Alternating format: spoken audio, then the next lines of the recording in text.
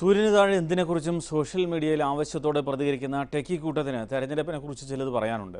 തിരുവനന്തപുരത്തെ ടെക്നോ പാർക്കിന് സമീപത്തെ ചായകുടി സദസ്സിനൊപ്പം അല്പനേരം.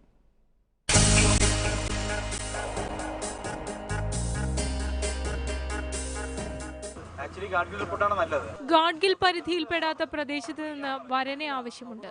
അടുത്തിടെ വന്ന ഒരു വിവാഹ പരസ്യത്തെക്കുറിച്ചാണ് ചൂടൻ സംവാദം. ഇത് പൊളിറ്റിക്കലായിട്ട് പല പ്രശ്നം ഉണ്ടാവുന്നത് ഈ രാഷ്ട്രീയ പാർട്ടികളൊന്നും ഇതിനെതിരെ ശക്തമായിട്ട്.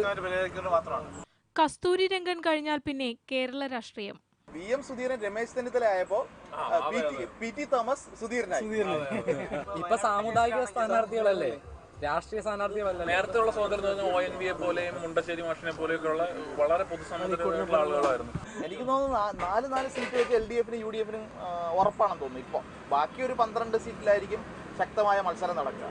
അഴിമതിയും വിലക്കയറ്റവും വഴി ദേശീയ രാഷ്ട്രീയത്തിലേക്ക് ഇടതുപക്ഷ പാർട്ടികളും പോലുള്ള പാർട്ടികളും വന്നു കഴിഞ്ഞാൽ അവരെ കുറിച്ച് അഴിമതിയില്ല. എന്തായാലും നരേന്ദ്രമോദി പാടില്ല. കാര്യം ഇത്രയും ആൾക്കാരെ കൊന്നൊടുക്കിയിട്ട് പുള്ളിക്ക് അതിലൊരു പശ്ചാത്താപം പോലും ഇല്ല.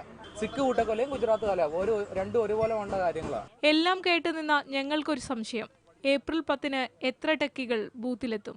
അന്ന് നമ്മുടെ IT സെക്ടറിന് അവധിയായിരിക്കുമെന്നാണ് ഇന്നിപ്പോ ഒരാൾ ചോദിച്ചത്. വോട്ട് ചെയ്യാൻ ഇൻട്രസ്റ്റ് ഇല്ലാത്ത ആൾക്കാരാണ് നമ്മുടെ IT സെക്ടറിൽ കൂടുതൽ. വി വിനോദ് കുമാറിനൊപ്പം CP അജിത, ഏഷ്യാനെറ്റ് ന്യൂസ്, തിരുവനന്തപുരം.